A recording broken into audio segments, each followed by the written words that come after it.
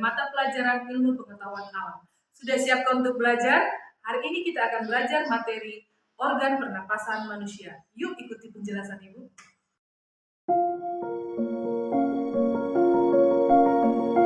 Berikut ini kita akan membahas tentang organ pernapasan pada manusia.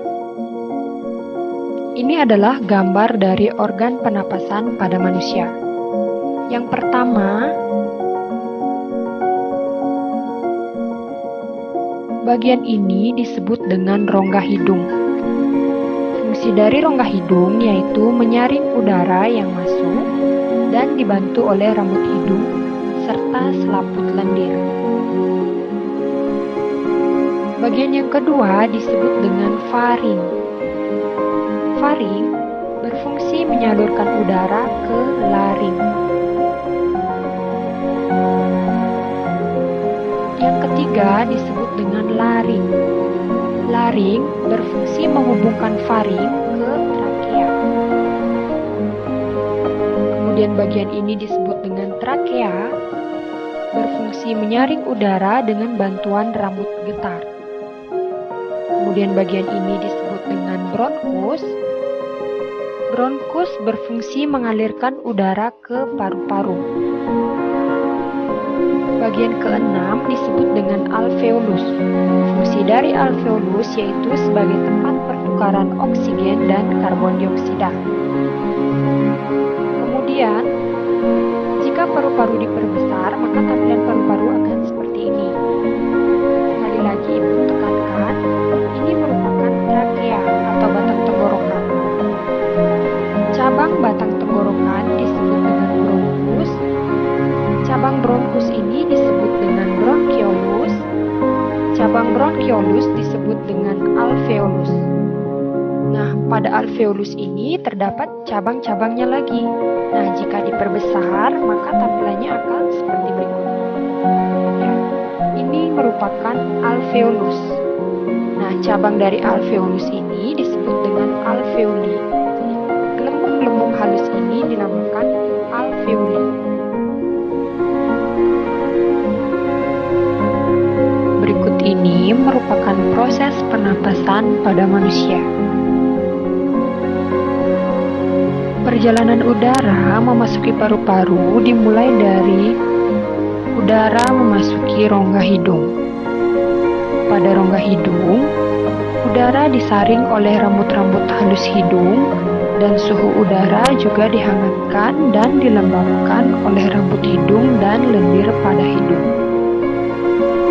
Setelah melalui rongga hidung, udara akan menuju paru-paru melewati faring, kemudian menuju laring, dan menuju ke trakea. Setiap kita bernapas, udara segar yang mengandung oksigen masuk ke paru-paru, kemudian oksigen tersebut akan diedarkan ke seluruh tubuh melalui pembuluh darah. Dan di saat yang bersamaan, karbon dioksida atau CO2 dikeluarkan dari dalam tubuh melalui paru-paru. Materi berikutnya yaitu tentang fase pernapasan manusia. Fase pernapasan manusia ada dua jenis. Yang pertama itu ada fase inspirasi dan yang kedua itu ada fase ekspirasi. Yang pertama yaitu fase inspirasi. Fase inspirasi adalah proses ketika udara masuk ke dalam saluran pernapasan. Nah, inspirasi ini terjadi ketika kita menghirup udara. Fase ekspirasi adalah proses ketika udara keluar dari saluran pernapasan.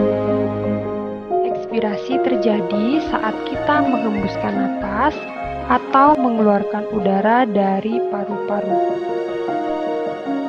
Materi berikutnya yaitu tentang jenis pernapasan pada manusia.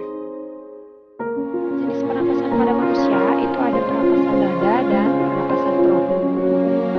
Proses pernapasan dada yaitu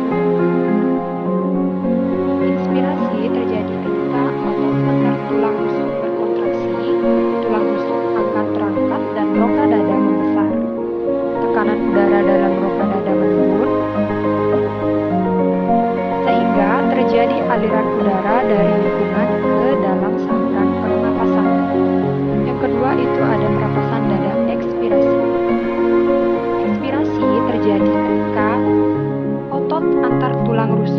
relaksasi yang menyebabkan mengecilnya rongga dada. Jenis pernapasan yang kedua yaitu pernapasan perut. Yang pertama itu ada inspirasi. Selama inspirasi, otot diafragma berkontraksi sehingga posisi permukaan diafragma menjadi mendatar. Akibatnya, volume rongga dada dan paru-paru membesar. Yang kedua yaitu pernapasan perut ekspirasi. Selama ekspirasi, otot diafragma mengalami relaksasi sehingga menyebabkan posisi diafragma melengkung ke atas. Akibatnya, volume rongga dada dan rongga paru-paru menjadi mengecil. Kalian bisa perhatikan pada gambar. Ketika diafragma terangkat itu adalah posisi ekspirasi dan ketika diafragma turun itu adalah posisi inspirasi. Atau dengan kata lain, ketika diafragma turun merupakan kita menghirup napas dan ketika diafragma terangkat kita menghembuskan napas.